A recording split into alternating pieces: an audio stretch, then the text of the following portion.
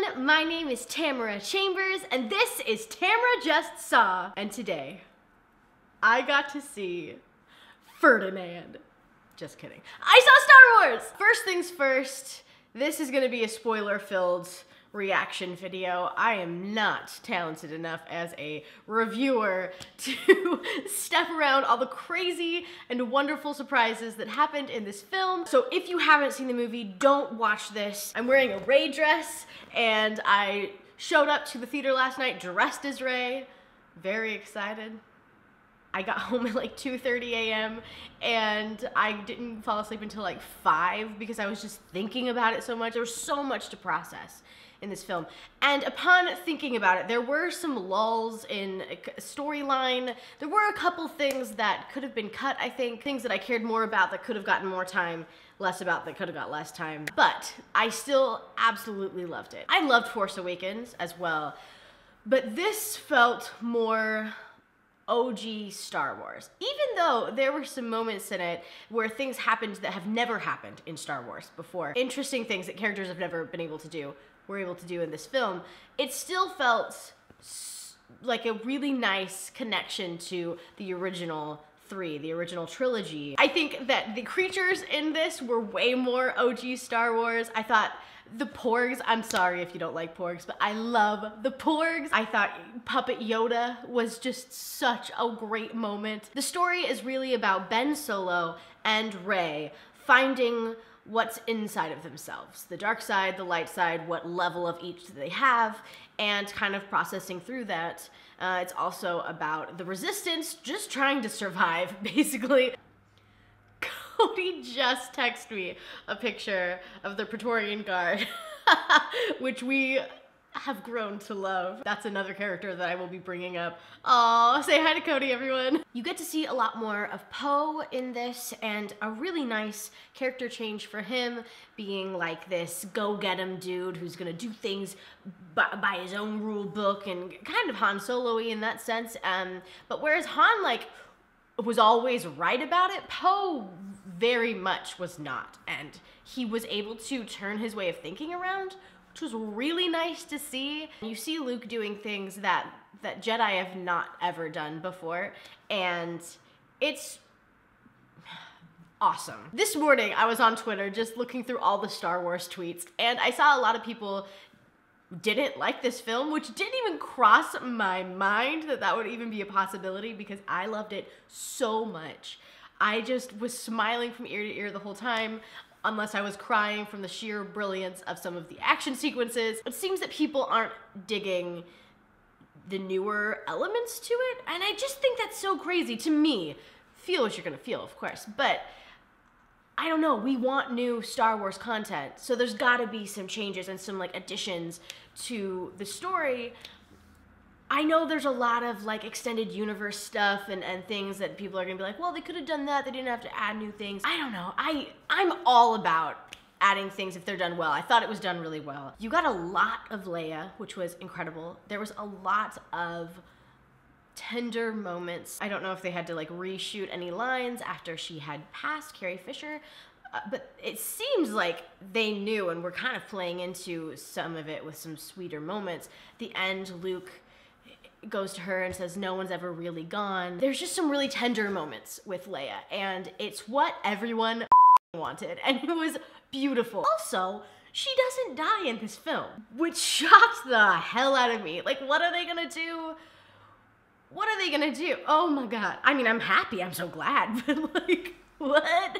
There's plenty of teasing that she is going to die in the film, and then she doesn't. The best Leia moment that I also think people might not like is she gets blown out of a ship and she uses the Force. Oh, I'm gonna cry just thinking about it now. It was so amazing. She uses the Force to pull herself back into the ship. And at first I was like, what? Is she flying?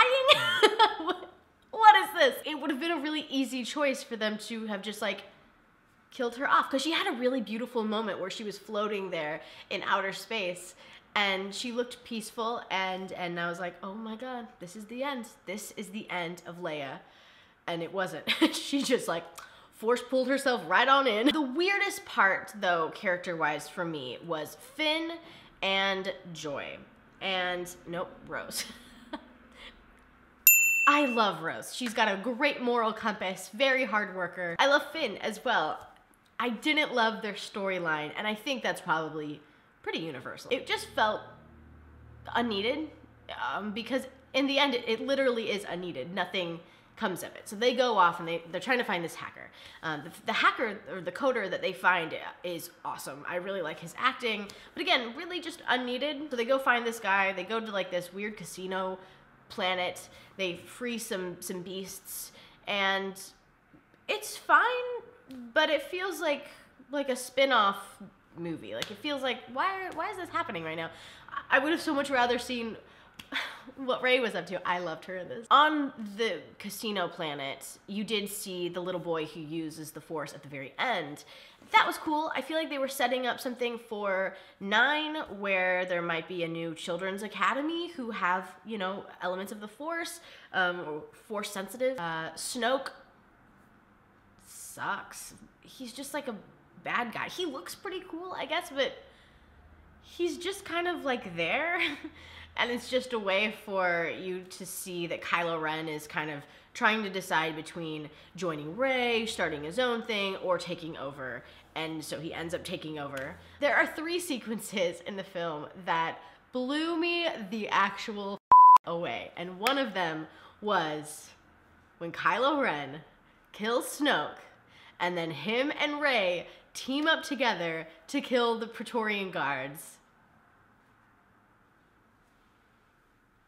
The wide shot of them fighting the Praetorian Guards is so incredible. Back to back, lightsabers drawn, and then the guards all around them. It's just beautiful. There was moments of silence in it, and the way they use silence in this film was amazing. Everyone was cheering, everyone was just hyped as hell, and it's such a good action sequence. The guards are a really cool thing. It seems like there was a lot of samurai influence with them. The next sequence that was just incredible is the last standing person with amazing purple hair in their main ship turns the ship around and light speeds into the ship and destroys it, and it's this wide shot in silence.